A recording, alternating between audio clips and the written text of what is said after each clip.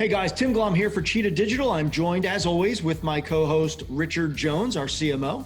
But today we have him back. The chairman is back from the safety of his own bunker. We're all at home during COVID.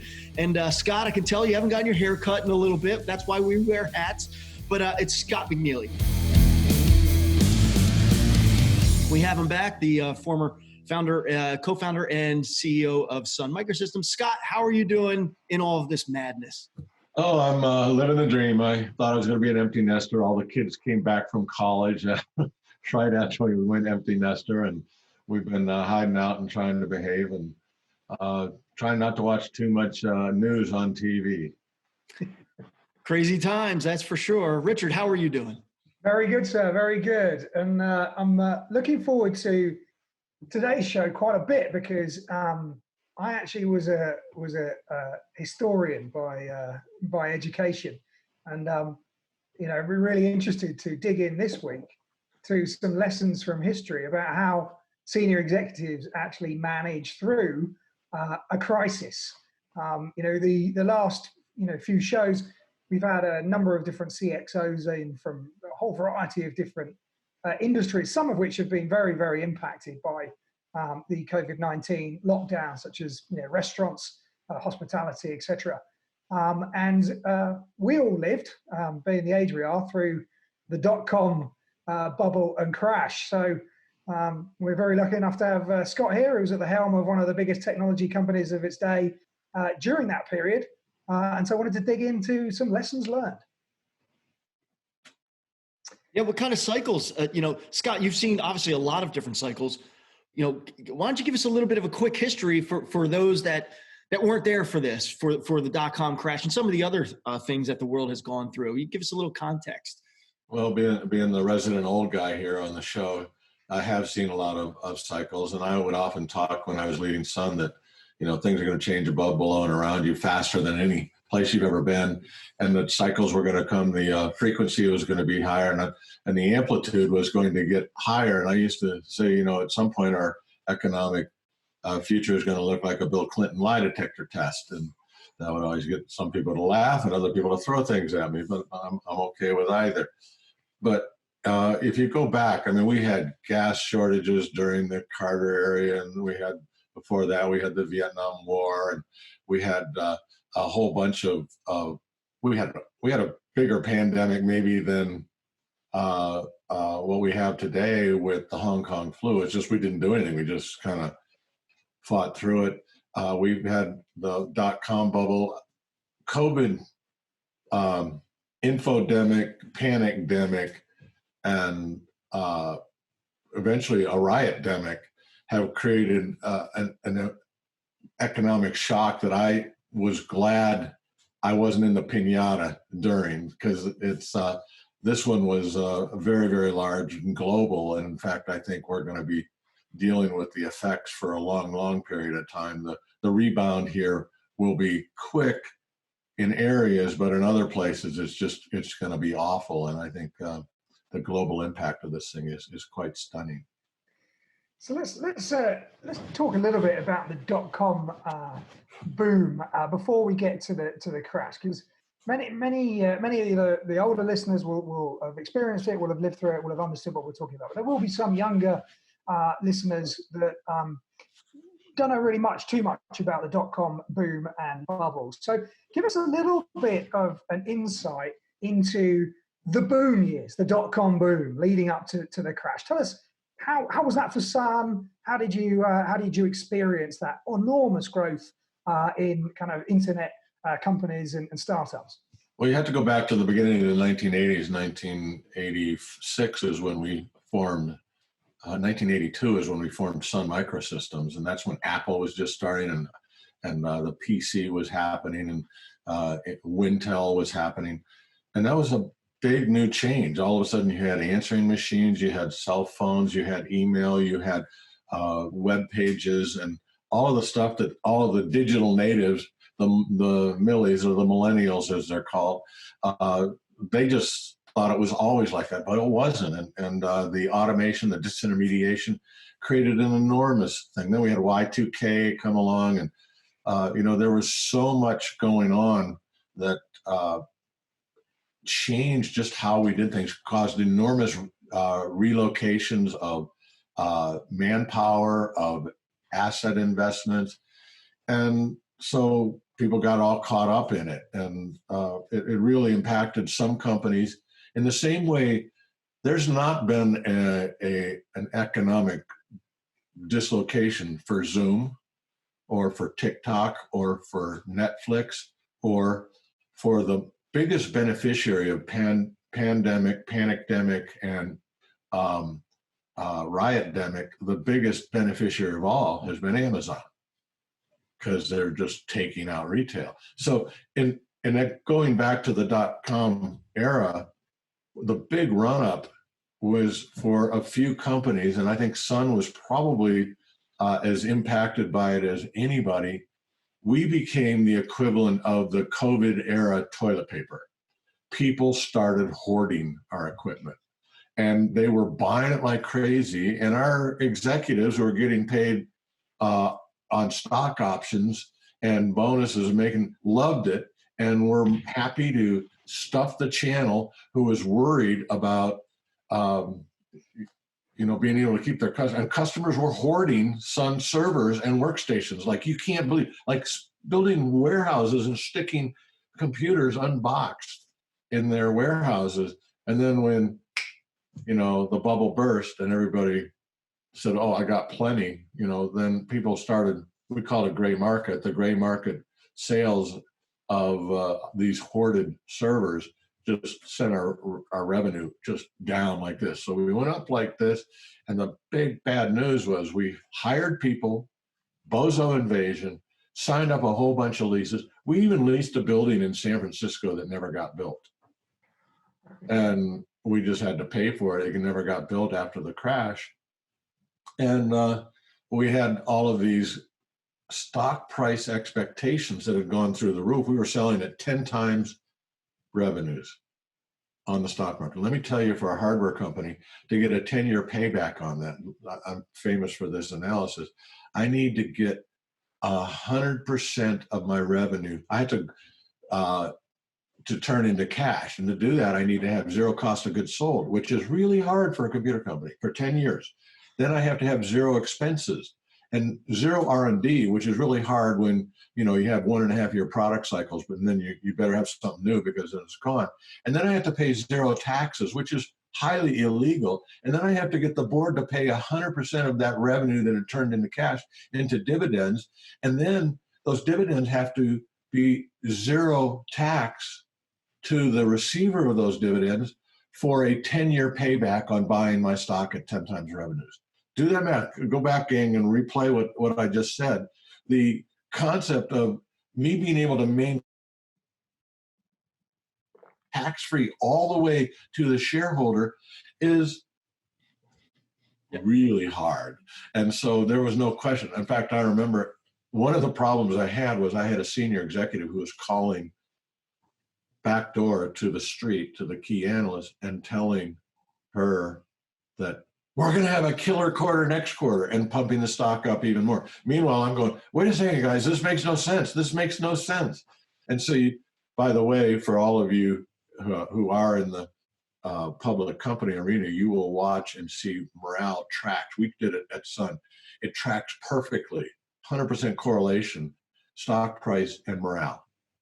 And so morale was off the charts, but then when the crash came, oh my gosh, now you're dealing with a bunch of people who are, wanting to jump off of buildings, and it's the same company, the same opportunity.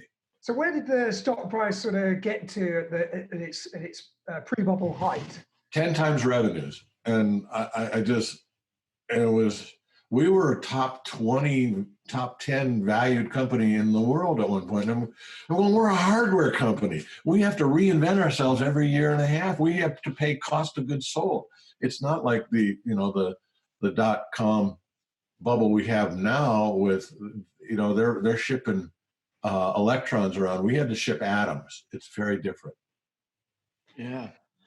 Well, you talked about the emotion there. How do you handle, there's a lot of CEOs out there right now dealing with this emotional roller coaster How do you deal with that? You talk about morale and stock price when it goes down. How do you deal with that emotional roller coaster? It's hard. When you're doing really, really well, the hardest part, I would get up in the morning and I'd practice saying no in the mirror. And I would, every way, no way, that's not going to happen.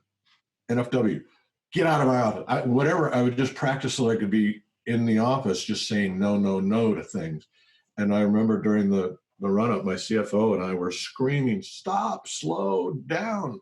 And it was impossible because I always had the, to ask is to seek denial as a way to let people feel enabled. But when we tried to put the brakes on, I'd call a staff meeting. Everybody, it took them 20 minutes to sit down because they're all walking around the table to congratulate. Hey, I booked this order. Look, we just launched a record. This, and they're all bragging and feeling invincible. And the CFO and I are going, oh my God, sit down, everybody. We got it. And then, boom, the thing drops. All of a sudden now, people walk in, 8 a.m. They were at the table, workstations open, ready to go, and looking at me going, what are we going to do? Tell us what to do. I'm thinking, my goodness, now you listen to me when things are spiraling out of control. But I actually enjoyed that because getting your executives, they just thought they were bulletproof and invincible and superstars when things were going crazy like that. And then when things go down, all of a sudden they get humbled a lot. And by the way, you have to, I'll tell you what I did do that I always had this rule of 11. I think, Richard, you remember when we were growing the company and I was talking to you about this, the flatter you can make your org chart, the more control you have over the team. And during the bubble, I thought, well, I'm going to break that rule a little bit because I'm going to spend more time talking to the outside world and doing strategic partnerships and all the rest of it. And I lost control of the operational aspects. And right after I just kind of took out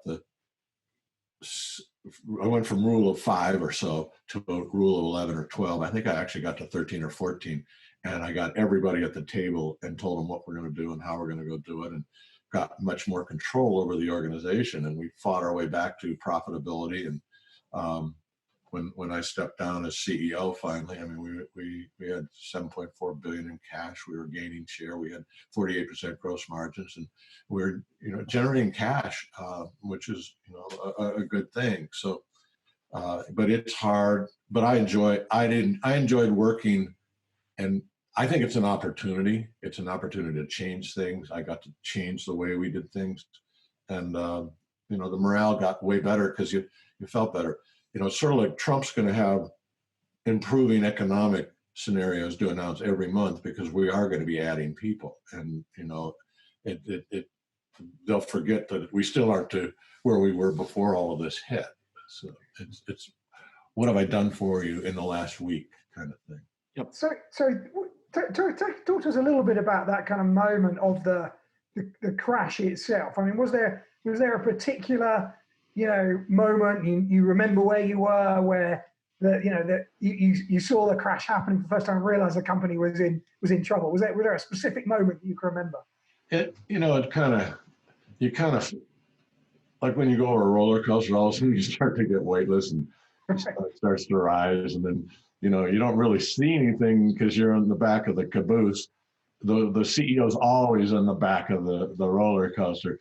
And other people are already going over and starting to scream, and you hear all this noise, and then all of a sudden and then you look down and you go, oh my gosh, where's the bottom? And that's really what you're worried about, is where's the bottom? How much do you have to do? You have very, very tough decisions to make with senior executives who you worked with forever, and you say, it ain't working. Or, we got to, reorganize and, that sort of thing. But the hardest part is, and this is really the hard part of, and the advice I would give people is, I think of the management as bark and limbs and trunk, that sort of thing. And I think of the individual contributors as the leaves out on the tree, and they're the photosynthetic. That's where all the work happens. That's where all the stuff gets done. And so when you say, all right, we got to cut 20%, you go tell all the trunk and bark and branches to go cut 20%. So they go out and they trim 20% of the leaves. All right? And pretty soon, after a couple of rounds, all the leaves are gone, and you got this thing in the middle of summer that is getting all this sunlight, and there's no photosynthetic capability of people that are the individual contributors are the ones that do all of the work, and you got to remember that. And so I have another rule. That rule of 11 basically says there should only be 9% managers, and you just do the math. It's simple. And so as you're doing layoffs, you have to take out more managers or turn managers back into individual contributors if they don't want to leave. And there's sort of a CEO-itis or manageritis that you get where people just, oh, I'm above doing work. Well, you're out of here then. Yeah. And away you go. But if you don't do that, I think that is the biggest mistake people make, is having more than 9% managers. And I always ask my folks when I get my all my management, I say, how many of you have your boss in your building? Because we're a big company. And how many of you don't work in the same building as your boss? And about most of the room would raise their hand. And I said, how many of you are upset about that? All the hands went down. Nobody minded that their boss wasn't in their building. In fact, almost any good, hardworking leader doesn't want their boss in their, because either you're led or you're managed. And I always ask them, how many of you like to be managed versus led? How many want to be managed? No hands go up. How many want to be led? Everybody wants to be led. And that's why I think that's the most critical issue. And every HR person who did Taylor studies and went to, I was taught by a tenured professor who's never had a real job in the world. So always talks about the proper number is 6 or 7 direct reports. No, 11 plus. Get to 15. That's fine. And all good things happen when you have a super flat org chart. You have more percentage of photosynthetic workers. People feet on the ground. I also say that there is about 80% transmission from one management layer to the next. Because if I say something to my staff gets about 80% of that. Then they go to their staff meeting and say, here's what Scott said. And about 80% of those got. If you have 5 levels in your org chart, do the math. 0.8 to the 5th power. Just do that on your calculator, and you'll find it's a stunningly and scary small percentage of what I said is gotten down to the lower levels. So then the last piece I would say for managing during this downturn is you got to get out of the back car of the roller coaster and get up into the front and go see the photosynthetic leaves and talk to them, tell them what you're doing, why you're doing it, that you're getting rid of bark and branches, because they hate all those folks giving them busy work when they want to get their job done. And you got to go connect with. So I had a radio show just like this that I would do that didn't have video. We just did it audio on our thin clients, and people would listen to my radio show once a week, and I'd talk to them.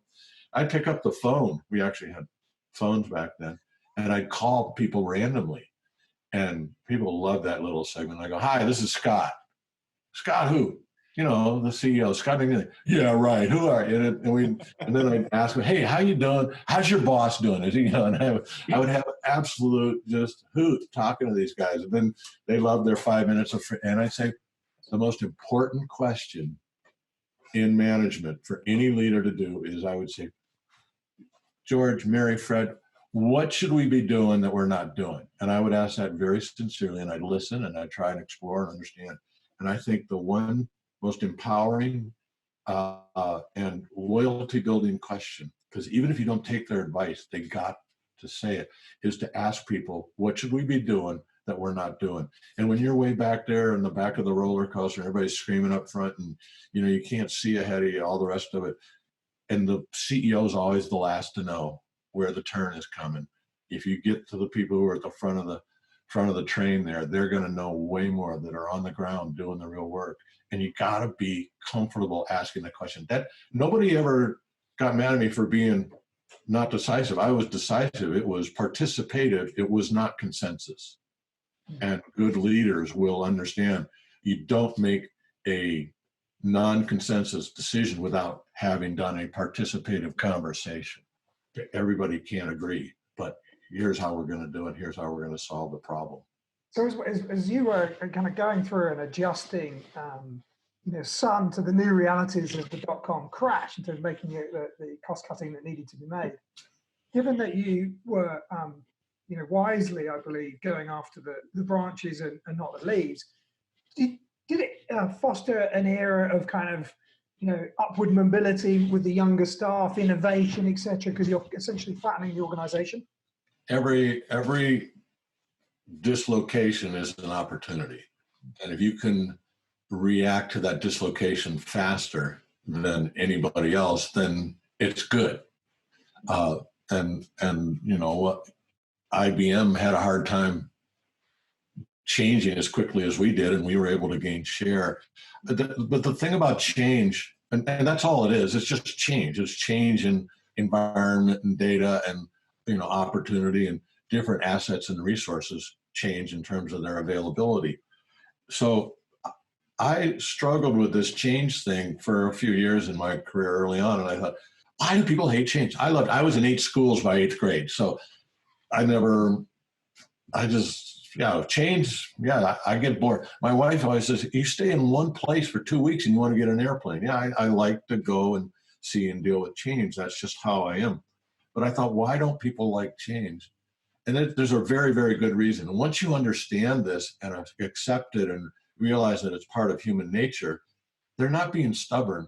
They like to go home and tell their family, I killed it at work today. I got a personal best. I transacted this much, or I did that much, or I got that much. And by the way, I did it perfectly. I made no mistakes today. Nobody called, nobody hollered at me. I did a good job. I earned my salary. I feel great self-esteem because I did a great job.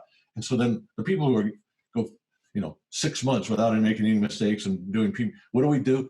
We take them and put them in a new, unknown job that we want to create and start something new or fix something that's incredibly broken or whatever. And we get them in a brand new world. And all of a sudden, they're failing. People are calling, this doesn't work, that doesn't work. And you're not making the numbers because they're impossible to make. And people are around them are all grumbling, not knowing, what do I do? What do I do? They're coming to you and you want to go home and kick the dog. Because now all of a sudden, you're not getting a personal best. You're not acing it every day. And it's hard. And so when you put somebody in a position of having to change and do something different, you need to explain and say, hey, this is not going to be fun. This is going to be hard. You're going to fall down. You're going to skin your knee. People are going to holler at you, but I need you to get this done. This is critical and I got your back. And, I know you can figure it out. And I know you will figure it out. And I'm here. You come tell me what you need to get your job done. And you send somebody off like that, knowing and understanding that they know that it's going to be tough, then they'll run through walls for you and you can change. And it's like, I don't got to outrun the bear, I got to outrun all the other hikers. And as long as you can change quicker than why are you putting on the running shoes? Because I just got to outrun you. I don't got to outrun the bear. And so, it's the folks who don't take the time to put on the tennis shoes and explain what we're doing here that don't react to the new model. You can't let people, that's the other thing, leaders have to attenuate, not amplify the disasters that are happening. And that's always, you got to be a great actor as a leader. And I mean a sincerely great actor. Because when they come in and say, the building's on fire, sky is falling, earthquake is going to happen. We see the hurricane coming, and they walk in and I got terrified. Oh my God, what are we going to do? But I had to look at them and calmly say, yeah, I hear you. And I could not let the terror show in my eyes. And then I'd have to diffuse it with a little bit of humor and say, all right, what do you think we ought to do? I'm thinking this, that, and that. What do you think? All right, go get that done and we'll get through this. And you send them out, not amplified terror, but attenuated terror, and get them to focus that adrenaline on something that's positive. And it's telling them, listen, I got so-and-so working on this, so-and-so, you go get that done, we'll be fine.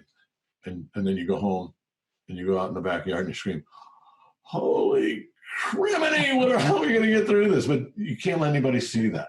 That's the hard part of being a leader. Do you think, because this is global, I mean, what's happening right now is global. I've never seen it in my lifetime. I'm 46. Do you think it makes it a little easier on leaders to know, okay, not just our competition, but everybody's in the same boat here. Like we're all dealing with this on a massive global scale. Does that bring some comfort to leadership to say, hey, let's watch what everyone else is doing. You know, we're not alone in this, or no? Yeah, I think it really depends. Like I said, Amazon is like buying up. I have a good buddy who runs warehouses, and he said Amazon came in and asked him, "I want to see every bit of warehouse space you have available in your entire global portfolio, and give me a quote on it." So these two companies are in a first responder kind of mode. But what it's forcing is 10 years of gradual relocation to, away from malls and away from retail shops, and certainly the riot-demic. I mean, if you were running Amazon and you could ask for two great things, one would be a pandemic and another would be a riot-demic in terms of getting people to shop online versus, and if you've actually seen the number, it is a hockey stick. I mean, the inflection point that this all created. So some people are really facing that. And, there's a whole bunch of essential services. I think what this all taught me is, from an investor perspective and from an investment perspective, I want to be in essential businesses. We didn't really talk about essential until about 3 months ago, when the government decided in their infinite wisdom what was essential or not. But I think the consumer decided toilet paper was essential. Obviously, telephone and all of the networking is essential business. I mean, if we didn't have people in the data centers, those are the first responders that, without those first responders, we have no first responders anywhere. Yeah. And I mean, the whole supply chain shuts down. They never shut down construction anywhere, because you got to build things and keep that going, or people don't have houses or whatever. So essential businesses is something that, if you're going to make it on entertainment. I got a son who's Maverick, who's on the PGA Tour. He found out that all of a sudden, golf wasn't essential. Now he's doing just fine, and all the rest of it. And he was very supportive of what was going on. But that's the big analysis that people are doing at the macro level around the world. But it did change the speed at which we migrate to. It all goes back to the network as the computer. I mean, it all goes back to cloud-based, and then as we move into autonomous and AI and all these other things, I do believe there will be a huge dislocation from, manually operated environments and retail and a lot of the other things that are changing. But I think there will be an enormous growth in headcount on a couple of areas.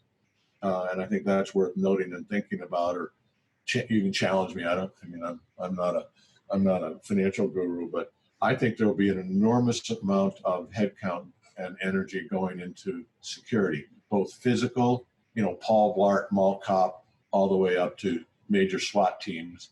And I think defunding police is not going to happen. I think we're going to fund more for physical security, and then there's virtual security. So there will be anybody who wants to get a degree. Back in my day with the graduate, it was plastics. And literally my first job out of college was in the plastics division of Rockwell International Automotive. But now it's virtual security, cyber security. You have a degree in cybersecurity. You got job security for the next 40 years. And then the next place is obviously in healthcare. Everything from, in-home care for my 92-year-old mom, all the way through to bio and, immunological research and monoclonal whatevers, biorobotics. I mean, there's going to be so much to keep us healthy because that's where so much money is going to be spent. So there's not going to be an unemployment issue. It's just going to be a redeployment issue that everybody faces. And then I guess the last piece that makes me very nervous about this global pandemic is there's a lot of people in developing countries that when the United States stops their GDP, the cost in lives and in poverty rates and famine and all the rest of it around the world is going to be the shock that nobody here knows about or cares about. And it's going to be the shock that will shock us when we finally see the aftermath of what's going on. And I think we've got to rev the engine up as fast as we can because fundamentally, you know, our economy is such an engine for success and growth in all of these other places around the world that when we catch, and we're catching more than pneumonia here with the huge shutdown that we have, that the impacts are going to be quite sad. Yeah, no, they definitely are. I mean, they're huge already, and without some sort of return to stable, longer-term economic growth, there is going to be repercussions in many of the industries that we talk to on Thinking Caps that are going to last for a very, very long time. Now, just going back to kind of the how you dealt with the dot-com crash, was there something from an industry perspective that, you know, we've heard from folks that are going through COVID-19 now that some industries there's quite a lot of solidarity, they're all going through it together, and people have drawn on that. When the dot-com crashed, was there solidarity across the industry? Was there support, or was it kind of daggers at dawn to try and win competitive advantage for when they came out the other side of the bubble crashing? I would say it's Sun because we benefited so much from the hoarding and there was panic. What if I run out of computer and everybody, I don't know if you probably don't remember, but when eBay was growing really fast, Meg Whitman was the CEO, and she called me one day and said, the computers are down, I need more, blah, blah. And they had CNN helicopters flying over, and I went into her building with, you know, my sport coat pulled over my head, you know, just trying to sneak in there because it was like CNN headline news that eBay couldn't keep up with the Beanie Baby trades. And so nobody wanted that. Everybody was worried about that. They were worried about Y2K. They were worried about all of this stuff. And so there was a huge hoardemic going on at that time. And so we went way up. When it came out, we were impacted so greatly. And in fact, I would argue that I just wish we had monitored our channel much more aggressively. We hadn't pushed to go, and we had kept the expectations lower from the street because our morale got super high, and then boom, and that made it so much harder. And I think it was actually a very devastating, and I don't think we ever fully recovered from the shock of that up and then down. So when we were coming down, I was just focused on trying to regain operational control of the organization, get us out of the flat spin we were in, and do that before we ran out of cash. And eventually we got it turned around. We're making money and 7.4 billion in cash, and we're generating cash. So we were able to go do that. But I didn't care what was going on around the rest of the world. I knew we had screwed up by letting the company just hire too many people, sign too many leases, and stuff the channel. And stuffing the channel. If your business does work through the channel, you have to be very, very careful. So like food suppliers had a lot of channel going through the restaurant channel. And all of a sudden it switched from that to grocery stores and through Amazon and Costco, and it wasn't going, it was a huge disruption, and why things were so hard to deal with, because all of a sudden the wholesale channel went away and the retail channel was the only way you got food or toilet paper or whatever. I mean, there was toilet paper. It was just literally, or all of the retail and businesses had it stuck in their warehouse rooms, and they were still getting shipments because they were they were scheduled because they knew how much toilet paper was going to be used, and all of a sudden it just piled up there, and people were hoarding it at home. And it's the channel disruption that caused us, and that's what we needed to focus on aggressively. We also had quality issues, so there were some issues when you grow that fast. Quality and customer sat tends to get a little out of whack, and then they remember that, and then they punish you even more on the way down. I actually taught English for a year in a very remote Nepalese village that had no running water or electricity, and they certainly didn't have any toilet paper, so it wasn't essential services there, that's for sure. You might need to cut that, Tim. You might just do a little survey here in North America on whether that's an essential or not. And wipes and hand sanitizer and all. I mean, it's just. Yeah, it'll be an interesting view looking at different countries in terms of what they class as essential products. Well, here's another issue without you asking that I'll tell you that makes it really hard to be in the piñata right now, and what marketeers and inventory managers is the infodemic about everything. And if you just look at what WHO, CDC, Dr. Fauci, the absolute inconsistency in their recommendations, and and if you look at the let's call it hypocrisy for the nicest word of what's allowed and what's not allowed, and which governments and which locales decide what's acceptable behavior or allowed behavior, all the rest of it, it becomes absolutely a nightmare for a CEO or any leader in an organization to try and put a reasonable plan together that makes sense. And I guess my advice is you can't listen to the media anymore other than to hear where they might be stampeding the masses, and try and make sure you're covered either from an image perspective and I see massive efforts to have the right image, but right now if you try to have an image, you're going to piss off half of your customer base. And so I think that's chasing your tail or spiting your face, or just deciding that I'm going to go after half the market, and I'm not going to go after those folks, and I'm going to try and win over here with these folks, which I think is a marketing decision some companies are making, is that we just have a divided world. But should you wear a mask or should you not? Is it 6 feet or is it 3 feet, or is it inside or versus outside? I mean, there's so many decisions to make, and then there's a legal uncertainty that I don't envy anybody having. Like, I got COVID because my company did this, and the legal liabilities of that are just absolutely stunning. And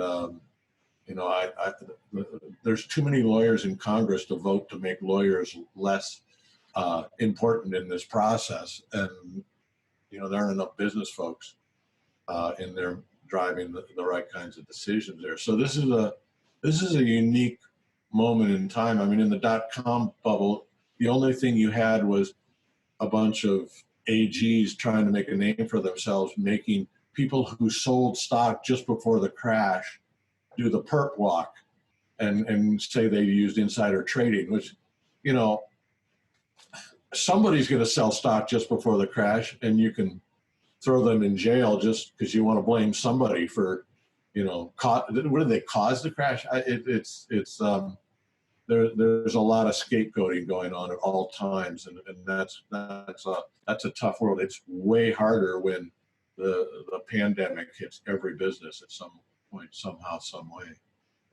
So Scott, I've got a final question for you, which I think is an interesting one, because particularly in a company like Sun, that was innovation was a core part of its business model.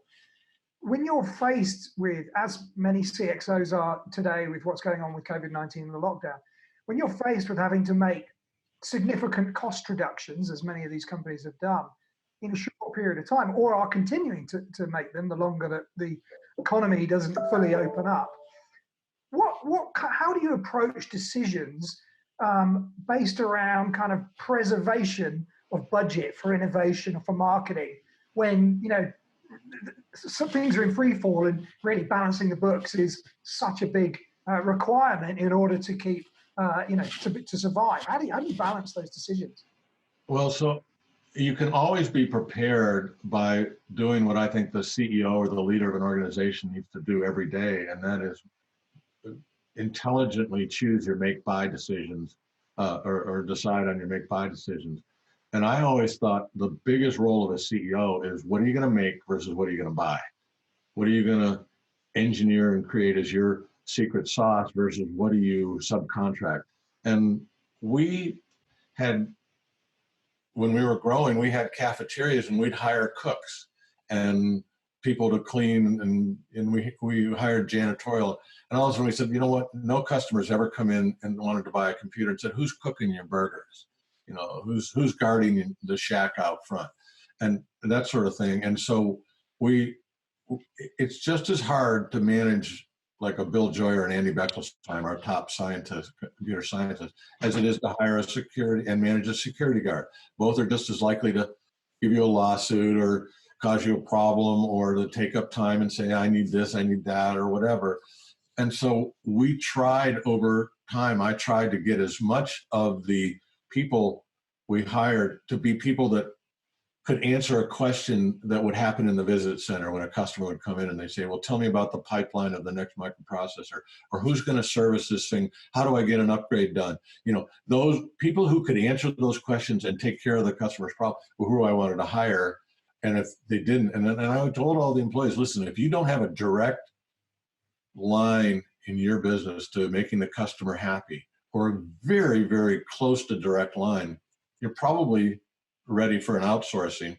And by the way, the cook we outsourced to Guggenheimers, who did our cafeteria. The cook had a chance of becoming the CEO at Guggenheimers. He never had a chance of becoming the CEO at Sun Microsystems. So you're providing it's just a better and more organized way to go run your company. So then when you got to downsize, you basically cut back on purchase orders, which is a way more effective and less damaging to your company. And you can trim back by just cutting back on the stuff that you were buying for the most part. That still didn't mean you didn't get the opportunity to address the bottom 10% that you probably should have, or the bloat in the verticality of your org chart, or other things like that. So it gives you, the downturn gives you an excuse to do what most people hire management consultants because they know what to do. They don't have the managerial courage to go do it. So they bring in a management consultant who says, do what you ought to go do. And then you say, oh, the consultant told me to do it. But the downturn gives you the excuse to have the managerial courage that you need.